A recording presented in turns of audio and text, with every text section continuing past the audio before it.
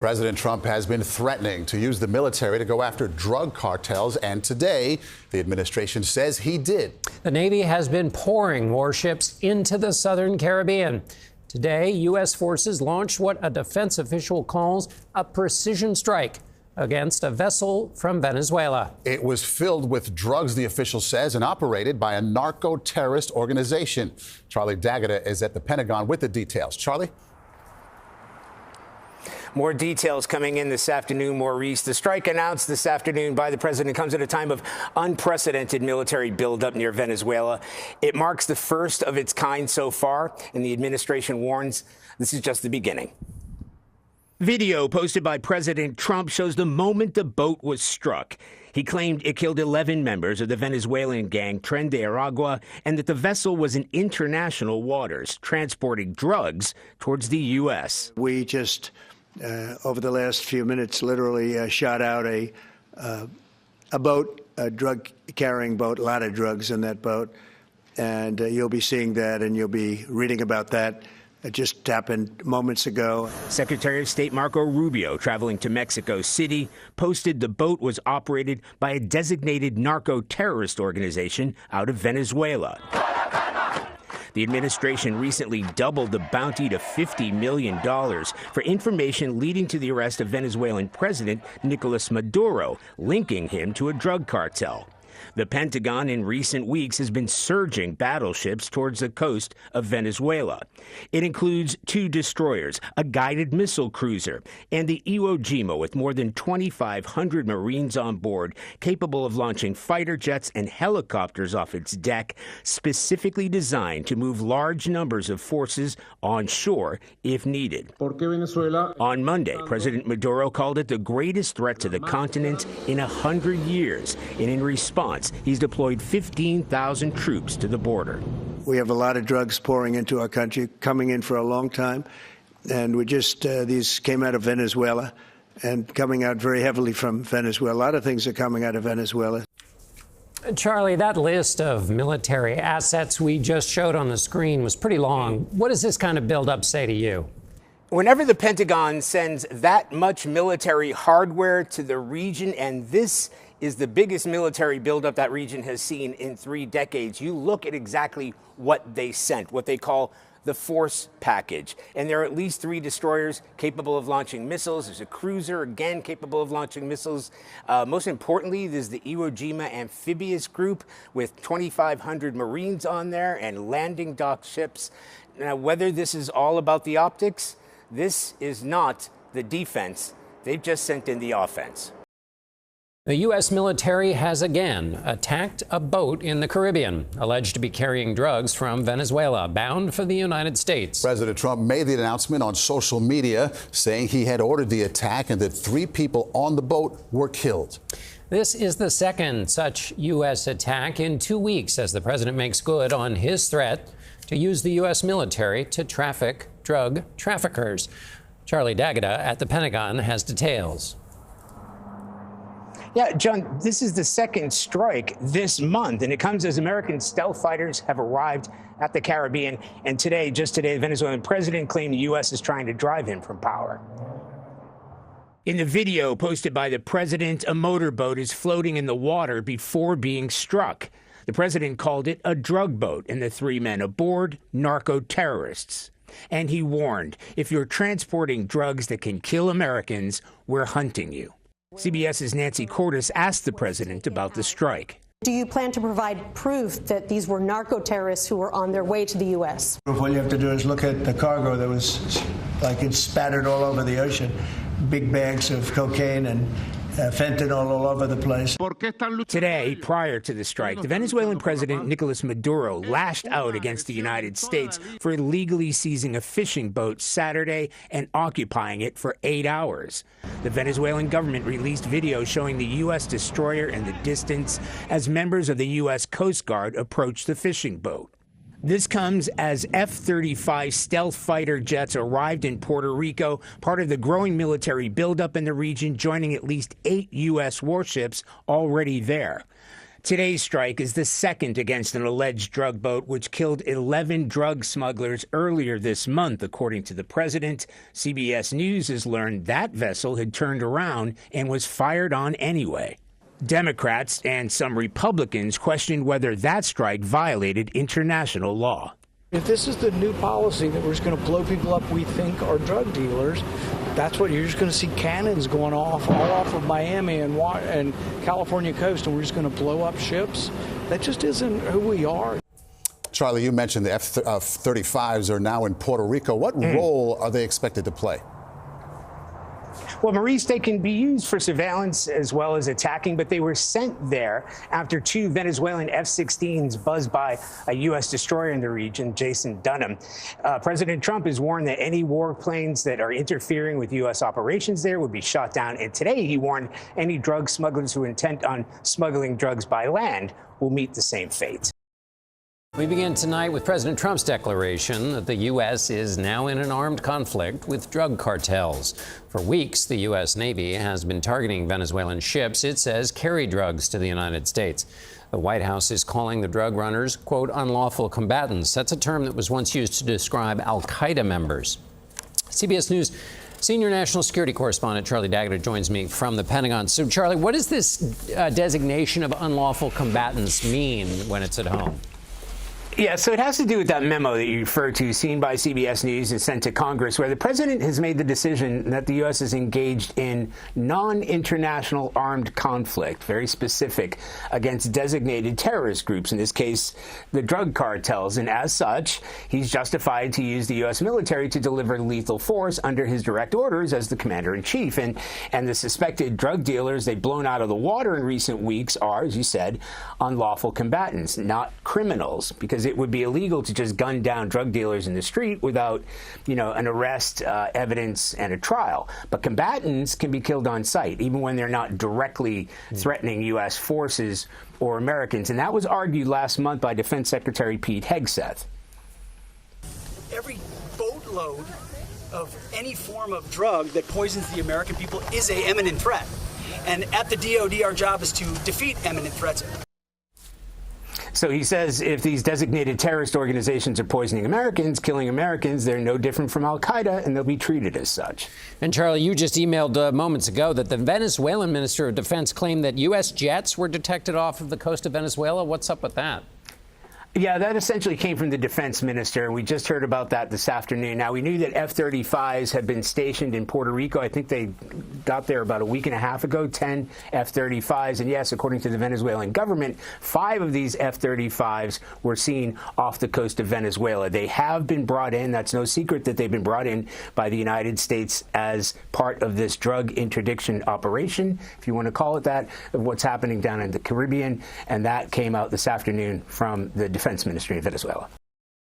CBS News joined other major news organizations today in declining to accept new restrictions the Trump administration is imposing on coverage of the Pentagon. CBS said the restrictions would inhibit our ability to keep viewers informed on national security issues. Meanwhile, Defense Secretary Hegseth posted video of another U.S. strike on a boat carrying suspected drug traffickers off the coast of Venezuela. Charlie D'Agata has the details. The video shows a suspected drug smuggling boat idling in the water before being struck. President Trump said 6 males aboard were killed and said U.S. intelligence confirmed the vessel was trafficking narcotics and was associated with illicit narco-terrorist networks, though he didn't specify who. The president said the boat was off the coast of Venezuela, where the U.S. military has conducted 4 other strikes on alleged drug smuggling boats in the last 6 weeks. Venezuela's done a couple of things very badly. Number one, we get drugs and all of that. But we get something in a way worse because they're a big purveyor of drugs. As part of the administration's war against the cartels, the U.S. military now has 6,000 troops in the Caribbean, including 2,000 Marines aboard the USS Iwo Jima. That brings to 27 the number of people killed across the 5 strikes. As in those past attacks, no evidence was given who was on board, what they were carrying, or what weapon was used to carry out the strikes. Okay, Charlie D'Agata, thanks so much.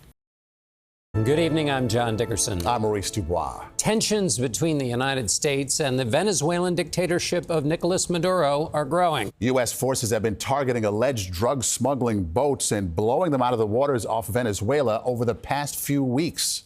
And today, President Trump confirmed for our Ed O'Keefe that he has approved CIA operations in the South American country. Would those operations include toppling Maduro, whom Mr. Trump considers an illegitimate president?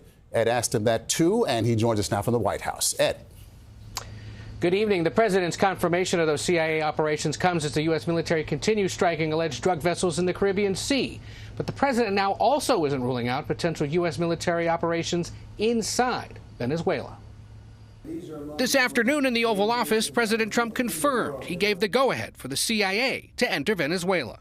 Why did you authorize the CIA to go into Venezuela? I authorized for two reasons, really. Number one, they have emptied their prisons into the United States of America. They came in through the, border. While hundreds of thousands of Venezuelans have come legally and illegally to the United States in recent years, there's no evidence they've come out of prisons. And the other thing are drugs. We have a lot of drugs coming in from Venezuela. And a lot of the Venezuelan drugs come in through the sea, so you get to see that. But we're going to stop them by land also. The president's confirmation comes as the U.S. military has surged forces into the Caribbean. More than 6,000 troops, including 2,000 Marines, aboard the USS Iwo Jima. So far, the administration's announced 5 strikes on boats that killed 27 people. It claims they were filled with drugs and narco-terrorists. The New York Times reported Wednesday the new authority allows the CIA to carry out lethal operations in Venezuela and conduct a range of operations across the Caribbean. In August, the administration announced a $50 million reward for information leading to the arrest of the country's president, Nicolas Maduro, linking him to a Venezuelan drug cartel. Does the CIA have authority to take out Maduro? Oh, I don't want to answer a question like that. That's a ridiculous question for me to be given. Not really a ridiculous question, but wouldn't it be a ridiculous question for me to answer? But I think Venezuela is feeling heat, but I think a lot of other countries are feeling heat, too. We should point out the CIA had no comment tonight. The president disputed bipartisan concerns about the legality of the strikes on alleged drug boats, insisting Congress is getting information and that the vessels have been loaded up with drugs. And, quote, that's the thing that matters. Now to the escalating tensions between the United States and Venezuela, whose dictator is under U.S. indictment. We learned today that the U.S. has put on a display of military muscle at Nicolas Maduro's doorstep. Here's Charlie D'Agata. In a dramatic new show of force, 3 B-52 long-range bombers flew for hours yesterday off the coast of Venezuela.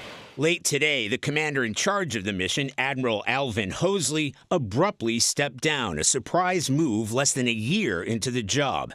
That's after President Trump told reporters he authorized CIA operations in the country, prompting concern from Democrats on Capitol Hill. Starting wars that may spiral out of control ought to be deeply alarming to the American public. There are now 10,000 troops in the Caribbean, including 8 warships and a submarine. And new images show military helicopters, which could carry special operations soldiers 90 miles off Venezuela's coast. We are certainly looking at land now because we've got the sea very well under control. The U.S. military took out another alleged drug-carrying boat this week, the 5th strike in 6 weeks.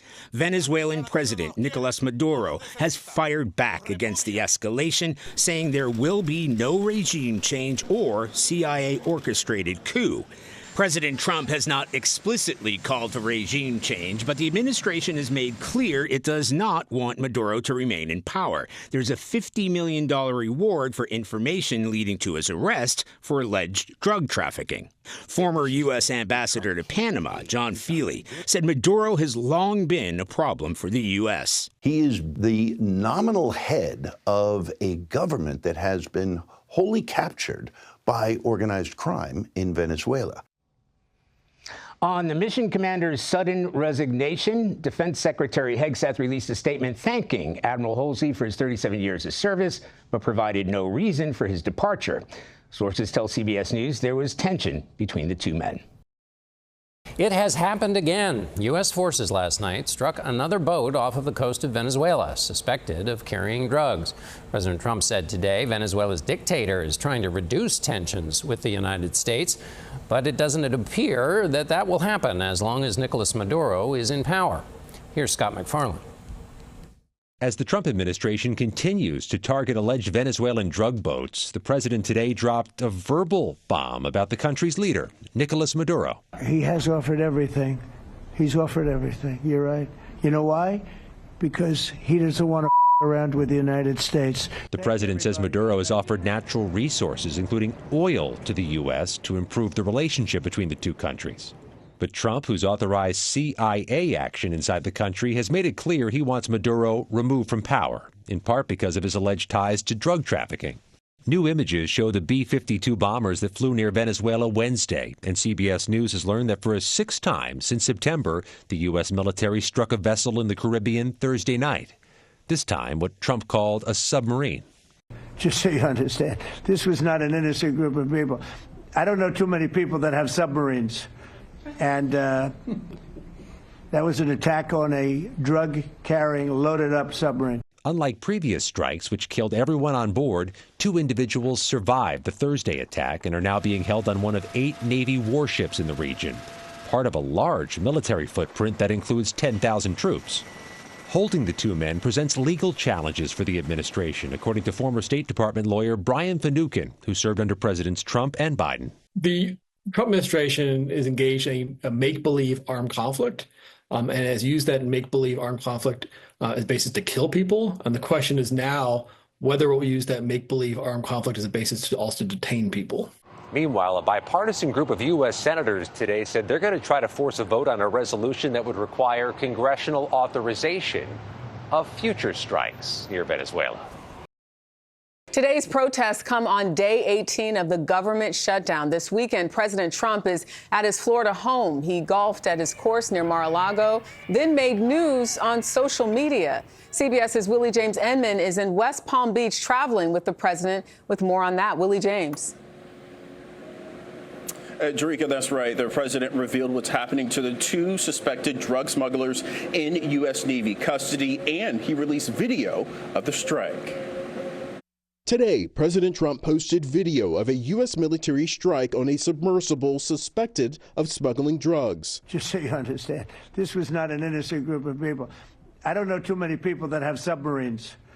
And that was an attack on a drug-carrying, loaded-up submarine. It's the 6th known strike in international waters since last month on alleged Venezuelan drug vessels by the U.S. military. 2 people were killed in a strike on Thursday, and 2 survivors were brought to a Navy ship. The president now says the U.S. will send the 2 men back to their home countries of Ecuador and Colombia for detention and prosecution, eliminating a diplomatic and legal dilemma over their fate. Tonight, President Trump is headed back to Washington, D.C. after spending this weekend at his Florida estate. The president's return comes as the administration announced U.S. forces had killed 3 men and destroyed another boat suspected of running drugs in the Caribbean Sea. CBS's Willie James Enman is in West Palm Beach, Florida, traveling with the president. Willie James, good evening. Jerika, good evening to you. Today, the Pentagon released new video of that strike, and the Secretary of Defense says those 3 men were narco-terrorists. Today, the Trump administration released footage of a strike that took place on October 17th.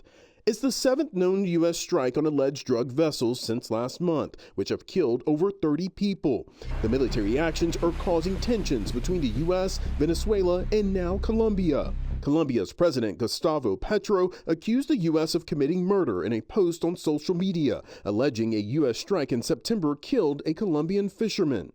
President Trump responded calling Petro an illegal drug leader and says he would cut off U.S. aid to Colombia. The president says the military strikes are necessary to stop the flow of illegal drugs. The boats get hit, and you see that fentanyl all over the ocean. Some lawmakers are questioning the legality of the military actions. I do worry about the legal authorities, or lack thereof, that the United States military has to conduct these kind of strikes. The idea that they're coming here is like, it's a huge assumption, and really shouldn't you have to present some proof? Also this weekend, Organizers of the No Kings protest say 7 million people turned out across the country to rally against President Trump and his policies. Trump wasted no time trolling the protests with posts on social media, including one depicting himself flying a fighter jet and dumping brown sludge on protesters. And today marks day 19 of the government shutdown, and the House is out this week. Both sides show no sign of backing down, but the Senate could take another vote this week. Jerika? All right, Willie James Enman, thank you. Turning now to the president's widening war on alleged drug trafficking, not only in the Caribbean, but now also the Pacific Ocean. A U.S. military strike last night off Colombia was the 8th strike in recent months against suspected smugglers. At least 2 were killed, bringing the total to 34.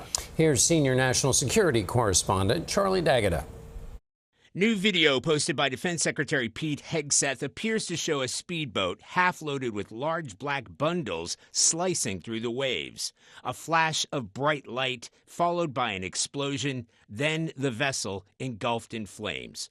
Every one of those boats that gets knocked out is saving 25,000 American lives. It's the first known military operation in the Pacific, the boat taken out off the coast of Colombia, which produces 90% of the cocaine that eventually is sold in the United States. They make drugs.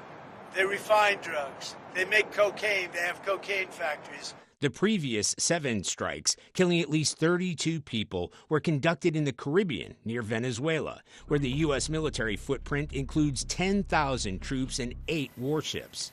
The president has argued the boats were carrying drugs headed for the United States, but most of the drugs trafficked through the Caribbean are headed for Europe.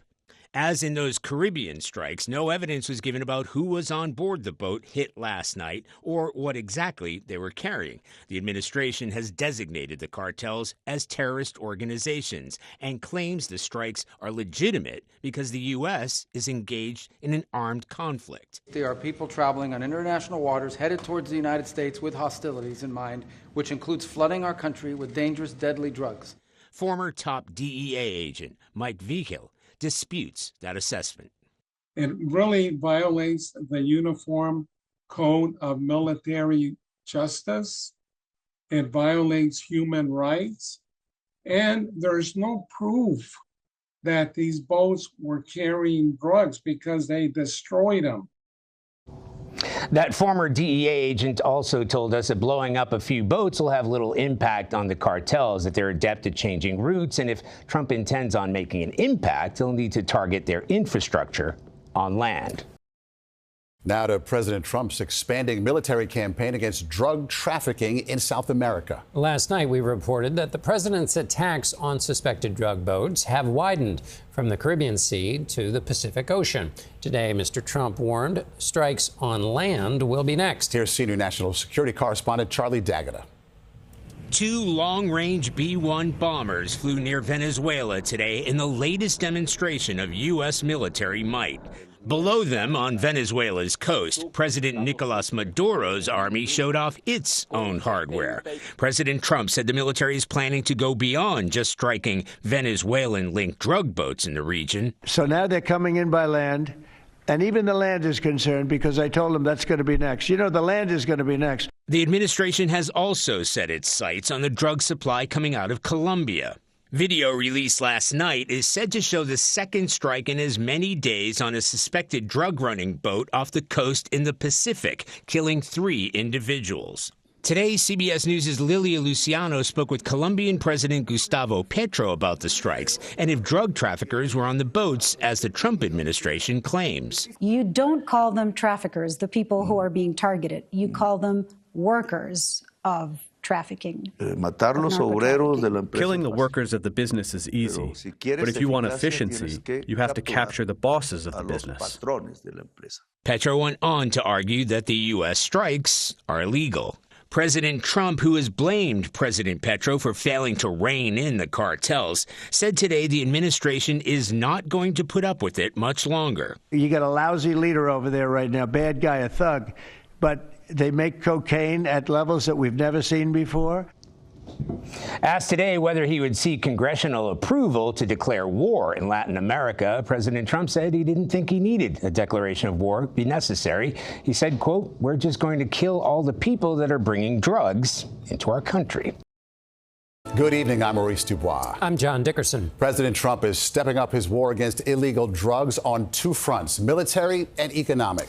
On the military, Defense Secretary Pete Hegseth today ordered an aircraft carrier, the biggest one in the world, to waters off Venezuela, whose dictator is under indictment in the United States on drug trafficking charges. And the U.S. Treasury imposed economic sanctions on the president of Colombia, who Mr. Trump calls an illegal drug leader. Charlie D'Agata in Washington has more about the U.S. military buildup off of South America. Charlie? Yeah, this is a major escalation which will dramatically surge the amount of ships, aircraft, and troops to the region, and there is no greater projection of U.S. military power than a carrier strike group.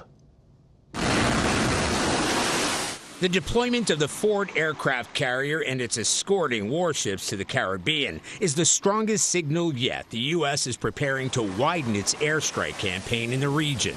With 10 strikes on suspected drug boats already, including one overnight that allegedly killed 6 narco-terrorists, the Trump administration has warned Venezuela and its cartels that striking land is next. We will treat you like we have treated al-Qaeda. We will find you. We will map your networks, we will hunt you down, and we will kill you. The Navy's largest ship, the Ford is stocked with F-18 fighter jets, surveillance aircraft, helicopters, and 4,500 sailors. Already in the region are 8 other warships and 10,000 troops. Corey Shockey served on the National Security Council under George W. Bush. Are they preparing for war? The president was willing to strike the Iranian nuclear infrastructure. The president's been willing to make these strikes in both the Pacific and the Caribbean. So I don't think we should rule it out. President Trump has made it clear he wants Venezuelan President Nicolas Maduro removed from power with a $50 million reward for information leading to his arrest.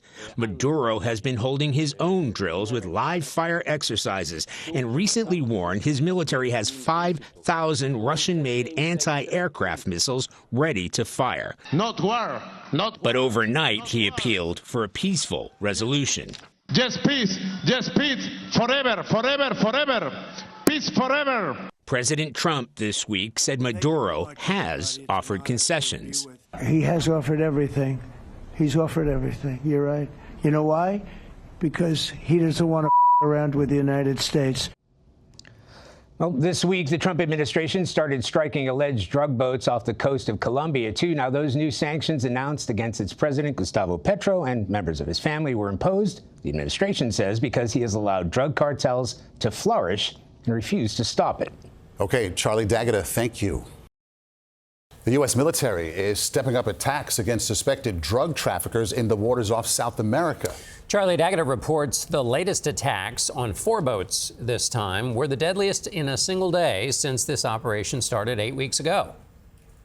New Defense Department video shows 2 boats side by side being taken out by one shot, followed by 2 more strikes on 2 other speedboats. One of them appeared to be hauling unidentified packages. Defense Secretary Pete Hegseth said 14 were killed, and the Mexican Navy is now searching for a lone survivor. It's the first time 3 strikes were conducted in one day, this time in the Eastern Pacific.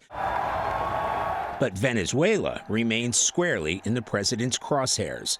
Addressing U.S. troops in Japan today, Trump warned that strikes against speedboats could move to targets on land. We're knocking them out one by one, and very importantly, we've almost stopped completely the drugs coming in by sea.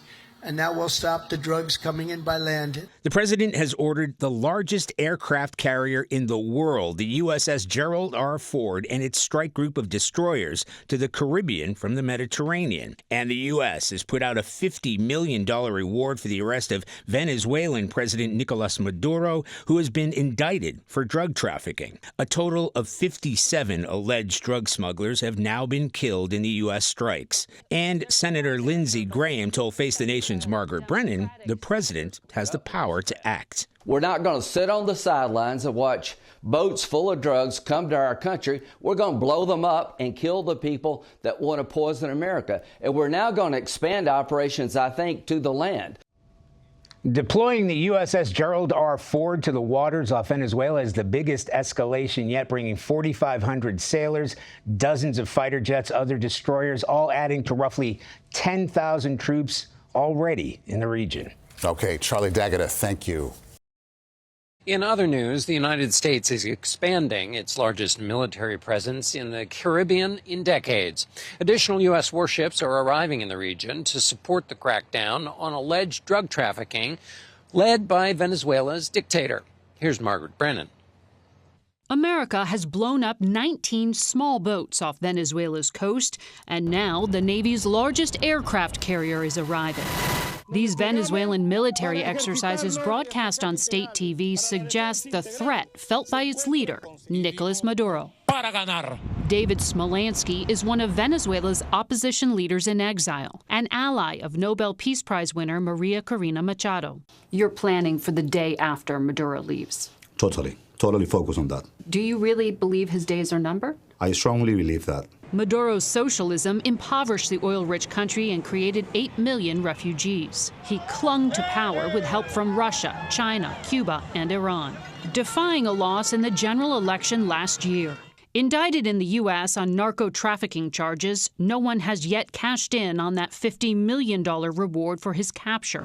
President Trump is now weighing whether and how to use the military hardware he's amassed in the region. I think it's important the pressure that have been implemented from the U.S. Are they consulting with you and Maria Corina Machado? We have a constant and fluent communication with the administration. We are convinced that the transition could happen soon. When the regime falls, it will be the Berlin Wall fall of Latin America. The Berlin Wall falling in Latin America. Definitely. Some lawmakers here on Capitol Hill have questioned the president's authority to take military action beyond the strikes on the drug boats. And, John, the president has sent some mixed signals on this because he both campaigned against U.S.-engineered regime change, but he's also cut off diplomatic dialogue with Venezuela. So at least this looks like a high-pressure campaign to oust Maduro. Tensions between the United States and Venezuela are growing. Charlie D'Agata reports U.S. forces are getting ready for possible action inside the South American country. As F-35 stealth fighter jets fly missions from a reopened naval base in Puerto Rico and Marines practice beach landings. Sources tell CBS News the Pentagon is preparing for military action in Venezuela. On Wednesday, Defense Secretary Pete Hegseth and Joint Chiefs Chairman Dan Kane presented President Trump with options for the coming days, including strikes inside the country. The largest aircraft carrier in the world, the USS Gerald R. will soon join several other warships in the region. One of the stated aims, take on the government of President Nicolas Maduro because of his suspected links to the drug cartels. So far, the U.S. military has destroyed 21 boats allegedly smuggling drugs, including one just 2 days ago. If you're trafficking drugs to poison the American people, and we know you're from a designated terrorist organization, you're a foreign terrorist and a trafficker, we will find you and we will kill you. In Venezuela, the Maduro government is preparing for a possible invasion, state TV showing a military mobilization. On 60 Minutes, Norah O'Donnell asked Trump about Maduro's future. On Venezuela in particular, are Maduro's days as president numbered? I would say, yeah. I think so, yeah. And this issue of potential land strikes in Venezuela, is that true? I don't tell you that. I mean, I'm not saying it's true or untrue. Well, tonight, the defense secretary put a name to the military mission, Operation Southern Spear. The aircraft carrier Ford will join that mission early next week when it enters the waters of the Caribbean Sea. The United States is flexing military muscle in the Caribbean as the Pentagon plans for possible action inside Venezuela. Top officials have been huddling at the White House in recent days, weighing their next move. That planning includes a military buildup in Puerto Rico as well. Charlie D'Agata is there. New Pentagon images show a B-52 long-range bomber flying over the USS Gerald R. Ford as it steams toward the Caribbean, a provocative display of the American military power that is now being staged against Venezuela. The Ford and the warships sailing with it will be bolstered by F-35 stealth fighter jets already operating in the area. Those F-35s are being flown out of this airfield in Puerto Rico. It's a base the Navy shut down more than 20 years ago, but it is back and operational as the United States builds up forces ahead of a possible military action against Venezuela. The military presence is drawing notice from locals like Damian Leon. I feel tense, kind of anxious, not knowing what's going to happen, maybe an attack of someone close. The Roosevelt Roads base is one of 5 locations where U.S. forces are now operating on an American territory strategically positioned north of Venezuela. Samuel Rivera Baez is the mayor of the town located just next to the base. The F-35s wake us up in the morning, he told us. But is there a concern that if the United States engages in Venezuela, that Puerto Rico might become a target? Right now, the United States is the most powerful in the world, he told us. Having them here, taking care of us, we feel more than safe. As the U.S. conducts live-fire exercises in the region, Venezuelan President Nicolas Maduro, whom the U.S. wants to remove from power for alleged cartel ties, spoke out against what he called threats of an invasion. Raise your hand if you want Venezuela to become a Yankee colony, he said. Tonight, the Pentagon released new video of the latest boat strike in the Caribbean earlier this week, saying it killed 4 narco-terrorists with narcotics on board, but without providing any evidence. President Trump says he's, quote, sort of made up my mind whether to take military action in Venezuela.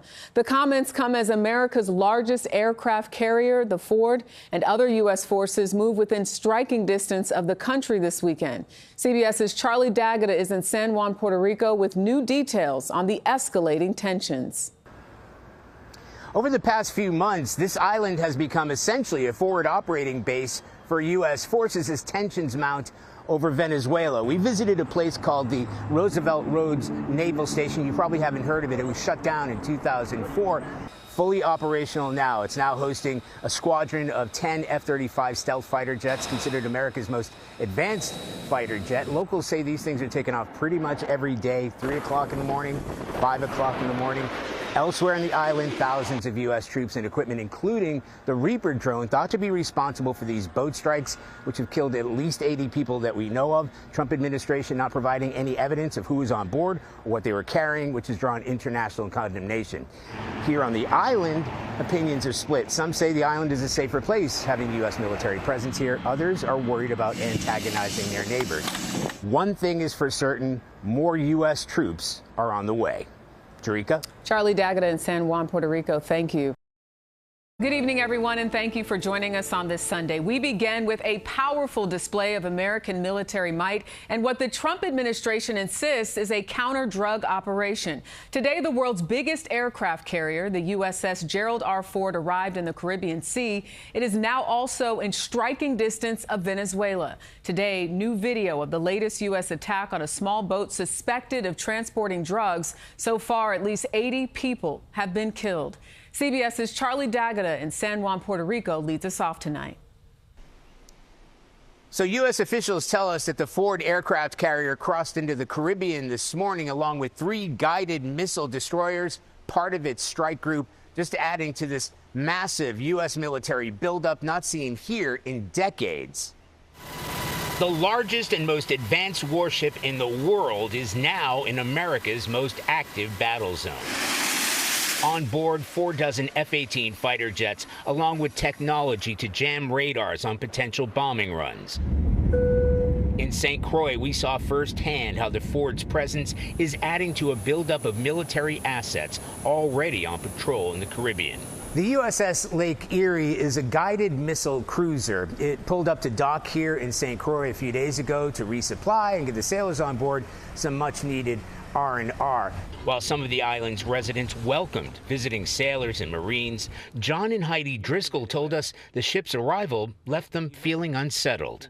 Our local businesses can use everything they can, but it still worries me. Why does it worry you? I don't know what's going on. The fact that they're here, they're so close to Venezuela, it makes me very nervous. And when you speak to them, they don't know what's going on. As the U.S. military buildup gathers pace, Peace, peace, peace. Venezuelan President Nicolas Maduro used music to try and ease tensions. Imagine us people. Back in Puerto Rico, we found a naval station that was shut down in 2004, now fully operational with F-35 stealth fighter jets. So the Trump administration says this is still a drug interdiction operation. They're calling it Operation Southern Spear, but with all this U.S. military hardware in the region, there are plenty of options to widen that operation. The aircraft carrier USS Gerald R has arrived in the Caribbean, giving the United States the ability to strike inside Venezuela if President Trump gives the order. The U.S. troop buildup in the region has reached the thousands. Charlie D'Agata is in Puerto Rico. U.S. forces have been conducting military exercises in the Caribbean for weeks. And now the USS Gerald R. Ford, the world's most advanced aircraft carrier, is within striking distance of Venezuela. Sunday's arrival of the Ford comes as the administration moved to designate the Cartel de los Soles, which the U.S. claims is headed by Venezuelan President Nicolas Maduro, a terrorist organization. That, President Trump said, could permit targeting Venezuelan assets and infrastructure. And today, Trump was asked whether he would rule out sending in American troops. No, I don't rule out that. I don't rule out anything. There are now roughly 15,000 American troops at sea and on land in Puerto Rico, where F-35 stealth fighter jets are flying constantly. There really hasn't been this type of presence for 2 decades now. Navy veteran Juan Massini says the U.S. has created a near blockade against Venezuela. You're carrying planes, you're carrying bombs, you've got, nuclear submarines. Trump again today suggested he be willing to talk to Maduro, who has been mobilizing his own forces, while also calling for peace and quoting John Lennon. Imagine us people. So the Pentagon announced yet another strike on an alleged drug smuggling boat, this time in the Eastern Pacific, killing 3 people. President Trump announced that he is willing to start launching strikes in Mexico to, quote, stop drugs. Mexico's president says she won't allow any U.S. military action without her permission. We turn now to the Trump administration's crackdown on drug trafficking. In recent months, there's been much debate about the administration's military strikes on suspected drug boats. Tonight, Nicole Sganga looks at a more traditional approach to drug interdiction on the high seas. Military might on full display to stop the flow of drugs into the U.S., a mission dubbed Operation Southern Spear. This video shows the Coast Guard's own efforts as they targeted a suspected drug smuggling boat. This week, the Coast Guard showed us a nearly 50,000-pound haul of cocaine brought on shore in southern Florida, worth more than $360 million. It is the most cocaine ever seized by a single cutter like this in one deployment. So business is good. Vice Admiral Nathan Moore credits newer ships and drone surveillance. We have better assets than we've ever had before, and that leads directly to our success. President Trump's big, beautiful bill dedicated nearly $25 billion for the Coast Guard this summer. But last month, he called the longtime strategy of interdicting drug boats at sea a major failure. We've been doing that for 30 years, and it has been totally ineffective. DEA Administrator Terry Cole defended the mission, arguing it strangled the flow of cocaine into the U.S. We'll continue to keep immense pressure on every trafficking route. We're sitting on a boat with more than $360 million of cocaine on it. But the president says that maritime interdiction is a failed strategy. How do you square that? We're going to apply every single tool to stop the narcotics of coming into the United States and killing American citizens. In fiscal year 2025, the U.S. Coast Guard seized more than 230,000 kilograms of cocaine.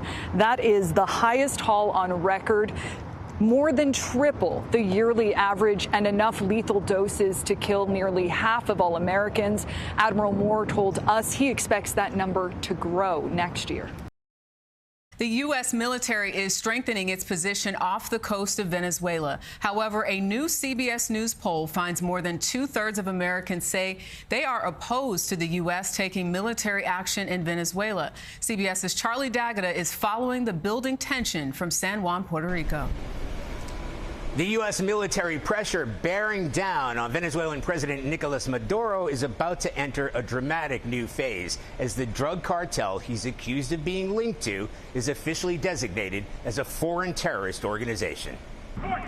In its latest show of force in this region, the U.S. Air Force shared new images of B-52 bombers conducting a nighttime attack demo along the coast of Venezuela.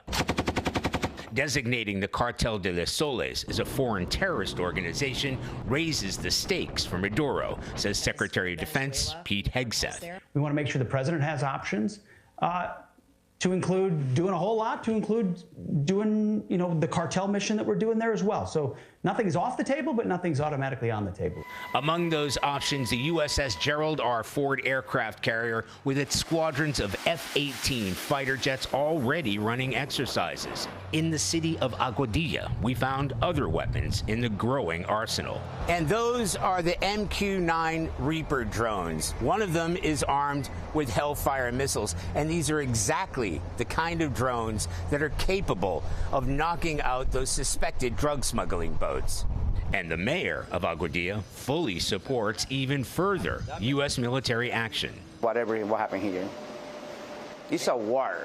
It's a war. It's a war, This is not a game, It really is a war. Maduro has repeatedly appealed for peace, most recently addressing students at a rally.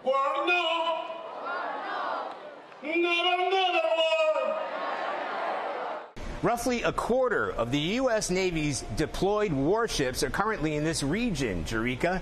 Now, President Trump has already confirmed the CIA is operating inside Venezuela, and there are reports he may be weighing up an idea of a covert operation to remove the Venezuelan president. Late today, President Trump convened a meeting of his national security team to talk about Venezuela and what the United States will do next. CBS News has confirmed the participants included Secretary of State Marco Rubio and Defense Secretary Pete Hegseth. Weijia Zhang is at the White House. Tonight, the U.S. continues its military buildup in the Caribbean, moving the USS Gerald Ford, the world's largest aircraft carrier, to St. Thomas. And over the weekend, President Trump posted that the airspace above and surrounding Venezuela should be considered closed in its entirety. Because we consider Venezuela to be not a very friendly country. Does your warning mean that an airstrike is imminent, or should we not read it that way? Don't read anything into it. One of the 21 drug boat strikes on suspected narco-terrorists is now under scrutiny. The Washington Post reported Defense Secretary Hegseth allegedly gave an order to kill everybody on board before the first vessel attack on September 2nd. When 2 passengers survived, a second strike unfolded to apparently fulfill Hegseth's instructions, and the 2 men were blown apart in the water. No, I wouldn't have wanted that, not a second strike. White House Press Secretary Caroline Leavitt confirmed a second strike was ordered by the Special Operations Commander overseeing the mission, Admiral Mitch Bradley. Admiral Bradley worked well within his authority and the law, directing the engagement to ensure the boat was destroyed. So was the initial order from Secretary Hegseth, everyone be killed? I would reject that the Secretary of War ever said that. Hegseth called the story fabricated and derogatory. On Sunday night, he posted this fake children's book cover to make light of it. Lawmakers in both parties vowed to investigate whether the second strike was a war crime. If that occurred, that would be very serious, and I agree that would be an illegal act. This rises to the level of a war crime if it's true. In other news about President Trump, his doctor released a summary of Trump's MRI, which he says was done as a preventive measure. The physician said Trump's cardiovascular and abdominal imaging is perfectly normal, though the White House did not release the actual report from the radiologist. Okay, Wei Zhejiang at the White House. Thank you. Joining us now from Monterey Bay, California, is Leon Panetta, who served as Secretary of Defense under President Obama. Mr. Secretary, since you had the job, knowing what you know now, what would you want to know as Secretary of Defense about what happened? Well, I'd like to know what exactly is the strategy here. We've just deployed a very significant force to the Caribbean. 15,000 men and women in uniform are deployed there. We have a carrier strike group there. I'm not quite sure what the strategy is, whether it's aimed at regime change for Maduro or whether this is to try to stop narco-trafficking from Venezuela. Based on what you've seen here, Mr. Secretary, was that second strike, was that a war crime? The second strike is a war crime because these individuals were injured. They were in the water. The basic rules of war that are involved here make very clear that you do not strike wounded people in the water in order to kill them. You basically then are responsible to try to make sure you do everything to try to protect their lives at that point. And that is the concern right now, whether or not this really violated the rules of war and constituted a criminal act. Okay, former Defense Secretary Leon Panetta, thanks so much for the insight. Good to be with you. Now to the storm over the U.S. attack on a suspected drug boat in the Caribbean. President Trump and his defense secretary tried today to distance themselves from responsibility for a follow-up strike, pinning it instead on the admiral overseeing the operation. That happened at a cabinet meeting at which Mr. Trump also launched a vicious attack, unprecedented for a president of the United States, on Somali immigrants. Wei Zhejiang is at the White House. One day after the White House confirmed there was a second strike on a suspected Venezuelan drug boat, President Trump today said he did not know about it. I still haven't gotten a lot of information because I rely on Pete, but to me it was an attack. The legality of the September 2nd attack is in question after the Washington Post reported Defense Secretary Pete Hegseth allegedly issued an order to kill everybody, and that Navy Admiral Mitch Bradley apparently ordered the second strike to take out 2 survivors, fulfilling Hegseth's directive, which many legal experts describe as a war crime. Hegseth said he only saw the first strike. A couple of hours later, I learned that commander had made which he had the complete authority to do, and by the way, Admiral Bradley made the correct decision to ultimately sink the boat and eliminate the threat. Trump also pointed to Admiral Bradley. I hear the gentleman that was in charge of that is extraordinary. He's an extraordinary person. But the DoD's Law of War Manual states that shipwrecked combatants are in a helpless state, and it would be dishonorable and inhumane to make them the object of an attack. I did not personally see survivors, but I stand, because the thing was on fire. It was exploded in fire or smoke. You can't see anything. You got digital. This is called the fog of war. On Capitol Hill today, members of Congress watched video of that controversial second military strike on a suspected drug boat near Venezuela. Lawmakers are scrutinizing the role of Defense Secretary Pete Hegseth in the attack, which was ordered by a Navy admiral. Charlie D'Agata has the update. Admiral Mitch Bradley arrived at the Capitol this morning and told lawmakers behind closed doors there was no order to kill them all from Defense Secretary Pete Hegseth, as reported by the Washington Post. Lawmakers were shown both the video of the first strike on the suspected drug smuggling boat and a second, which has not been released to the public, that killed 2 shipwreck survivors. Democratic Congressman Jim Hines said that violated the Defense Department's rules of engagement. What I saw in that room was one of the most troubling things I've seen in my time in public service. You have 2 individuals in clear distress, without any means of locomotion, with a destroyed vessel, who were killed by the United States. Republican Senator Tom Cotton saw something else. I saw 2 survivors trying to flip a boat loaded with drugs down for the United States, back over, so they could stay in the fight. Senator Chris Coons revealed the boat was hit 2 more times. In a second strike, they were killed, and in a third and fourth strike, the boat was sunk. A decorated former Navy SEAL, Bradley made the call to hit the alleged drug boat with multiple strikes. And by the way, Admiral Bradley made the correct decision to ultimately sink the boat and eliminate the threat. Hegseth himself came under fire today with the release of an Inspector General's report saying he put service members at risk last spring as they were about to launch airstrikes against Houthi militants in Yemen. The report stated Hegseth shared sensitive information of the military operation over an unapproved, unsecure network on his personal device, strictly prohibited by the Department of Defense. Democrats who viewed the video of the missile strikes on the alleged drug boat today called for Admiral Bradley to testify in an open hearing. No word from the Pentagon whether that will happen or whether it will release the tape to the public.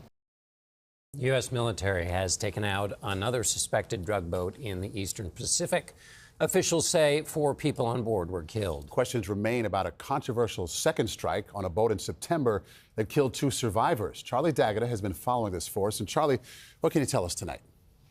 Well, that's right. There are competing versions of what was in that video that Admiral Mitch Bradley showed lawmakers yesterday. Pentagon and several congressional Republicans claim the video, which has not been released, shows 2 survivors trying to flip the boat over, kind of salvage the remaining drugs on board, trying to communicate with other traffickers in the area. But Democrats who saw the same video said the 2 men were hanging onto floating debris and did not have access to radios. Sources also tell CBS News the survivors could be seen waving overhead like they were maybe calling for help. At one point, they both agree on it was 41 minutes between the first and second strikes. Charlie, the Secretary of Defense, Secretary Hegseth, said he did not see that second strike. But who else from the Pentagon was watching when that second strike took place? Yeah, so one congressional Republican said that hundreds of people were watching events in real time, including dozens of military lawyers. Admiral Bradley told lawmakers he did consult with a lawyer before ordering that strike that killed the 2 survivors. Tonight, Hegseth, speaking from California, said the Pentagon had Bradley's back. Tonight, Defense Secretary Pete Hegseth is doubling down on U.S. military strikes on suspected drug boats, saying President Trump can take decisive military action as he sees it. But at the White House this evening, President Trump is focused on the Kennedy Center honorees, giving medals to recipients Gloria Gaynor, George Strait, Sylvester Stallone, Michael Crawford, and the rock band Kiss. CBS's Willie James Enman is there with new reporting on all of it. Willie James. Jerika, good evening to you. While the president celebrates the Kennedy Center honorees tonight, his defense secretary Pete Hegseth is facing 2 separate controversies. During a speech in California, Secretary Hegseth stood by the Trump administration's strikes on alleged drug smugglers. Since September, there have been more than 20 strikes on boats allegedly transporting drugs. We've been clear, if you're working for a designated terrorist organization and you bring drugs to this country in a boat, we will find you and we will sink you. Hegseth's remarks come days after lawmakers demanded details on an alleged drug boat strike in early September. This video shows the first strike on the boat, but a separate video showing a second strike that killed 2 survivors has not been released. Some lawmakers briefed Thursday by military officials on Capitol Hill questioned the legality, noting that laws protecting wounded combatants may have been violated. What I saw in that room was one of the most troubling things I've seen in my time in public service. But military officials maintain the survivors were trying to salvage the drugs and transport them. President Trump can and will take decisive military action as he sees fit. Also this week, a government watchdog report found that Hegseth violated Pentagon rules and could have endangered troops earlier this year. He shared details about a strike on Houthi rebels in a Signal group chat, which mistakenly included a journalist. Hegseth responded to the report on social media saying total exoneration and case closed. And Jerika, on Sunday night, President Trump will be the first president to serve as host of the Kennedy Center Honors after his handpicked board of trustees appointed him chairman earlier this year. Willie James Enman at the White House, thank you. Good evening, everyone, and thank you for joining us on this Sunday. Tonight, President Trump is taking on a starring role at the marquee event in the nation's capital. He'll be at the Kennedy Center Honors hosting a tribute to actors Sylvester Stallone and Michael Crawford, singers Gloria Gaynor and George Strait, along with the rock band Kiss. It is happening with scrutiny of the Trump administration strikes on suspected drug boats intensifying. More than 80 people have now been killed. CBS's Willie James Enman leads us off tonight from the White House with more on that. Willie James. Jerika, good evening to you. Lawmakers are demanding answers about the controversial double strike of an alleged drug boat that killed 2 survivors. This weekend, new demands for a full accounting of the U.S. military attack last September on an alleged drug boat in the Caribbean. Some lawmakers want classified video of the second strike that killed survivors released. Democrat Jim Himes saw it during a closed-door briefing. Today, he told CBS News the public needs to see it too. I think it's really important that people see what it looks like when the full force of the United States military is turned on 2 guys who are clinging to a piece of wood and about to go under. Republican Senator Tom Cotton says he's not against releasing the video, but defended the strikes. It looked at one point like they were trying to flip the boat back over, presumably to rescue its cargo and continue their mission. Defense Secretary Pete Hegseth has found himself in the hot seat as details of the attack emerged. This weekend, he defended the Trump administration's efforts to go after so-called narco-terrorists and said the second strike was justified. There was a link-up point of another potential boat. Drugs were still there. They were actively interacting with them. Had to take that read. I said, Roger, sounds good. Hegseth would not say whether the video of the second strike would be released, but said a review is underway. But critics are seizing on President Trump's own comments on the controversy. I don't know what they have, but whatever they have, we'd certainly release, no problem. Under the law, if someone has been struck and continues to engage in hostilities, points a gun at you, has a gun, they may be a legitimate target. But if they are outside of combat, they are not. And attacking them is a violation of the laws of war. Tonight, for the first time as president, Mr. Trump attends the Kennedy Center Honors. He's also hosting them, another first for a president. Jerika? Willie James Enman at the White House. Thank you. And the president, in an interview with Politico, warned that he may extend his military campaign against drug traffickers to Mexico and Colombia. Since September, the U.S. military has taken out more than 20 suspected drug boats from Venezuela, killing nearly 90 people. Tonight, Charlie Daggett takes a look at the cost of the military campaign in U.S. tax dollars. This afternoon, 2 F-18 fighter jets like these assigned to the USS Ford aircraft carrier circled near the coast of Venezuela as President Trump warned the country's leader, Nicolas Maduro, that the military campaign against the cartels could go beyond boat strikes. You want to see him out? His days are numbered. Can you rule out an American ground invasion? I don't want to rule in or out. I don't talk about it. Questions over the legality of strikes on alleged drug boats and the second strike that killed 2 survivors topped the agenda as Secretary of Defense Pete Hegseth briefed congressional leaders this afternoon. Would he let every member of Congress see the unedited videos of the September 2nd strike? His answer, we have to study it. While the Trump administration weighs further action, the costs of Operation Southern Spear are racking up. 11 warships deployed to the region have cost over $200 million. And those B-1 bombers that have flown out of the U.S. to buzz the Venezuelan coastline, $173,000 per flight hour. That's a lot of hardware for what so far has been a drug interdiction mission, says retired Marine Colonel and military analyst Mark Kansian. You're using an asset that's designed for taking on China in the Western Pacific in the teeth of advanced weaponry and using it to take out boats with motors, with outdoor motors. Speedboats. It can do it, but it's overkill. Now, U.S. lawmakers are threatening to limit Secretary Hegseth's travel budget unless he releases that video of the second strike to full Congress. Hegseth says it's still under review because it contains some sensitive information that should remain classified. Good evening, I'm Maurice Dubois. I'm John Dickerson. This time, it was a much bigger boat. The U.S. military today seized a large oil tanker off the coast of Venezuela.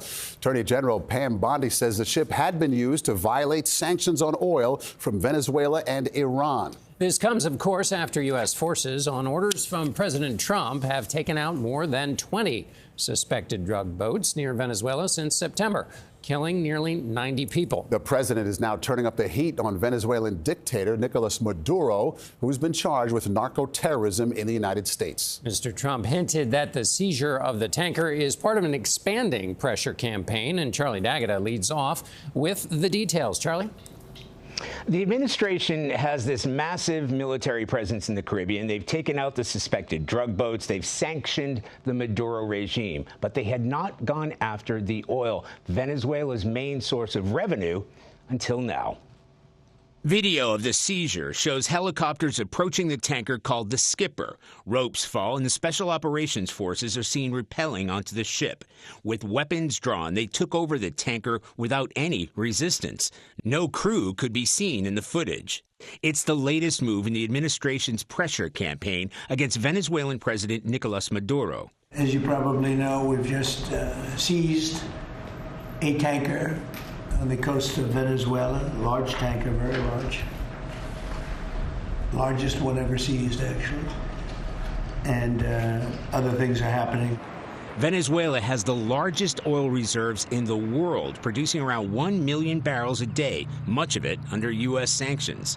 President Trump was asked what the U.S. plans to do with the oil on board the tanker. I assume we're going to keep the oil. The mission also included members of the Coast Guard and the Marines, who launched from the USS Ford aircraft carrier now based in the region.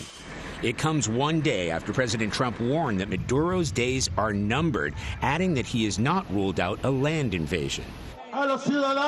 Maduro did not comment on the seizure today, but at a rally in Caracas, he demanded an end to the, quote, illegal and brutal interventionism by the U.S. The Trump administration has accused Maduro of running one of the country's drug cartels and has a $50 million reward out for any information leading to his capture. Sources tell CBS News a tanker had just left a port in Venezuela when it was seized. The value of the seized oil is in the millions of dollars. The administration, those sources tell us, is considering taking more tankers.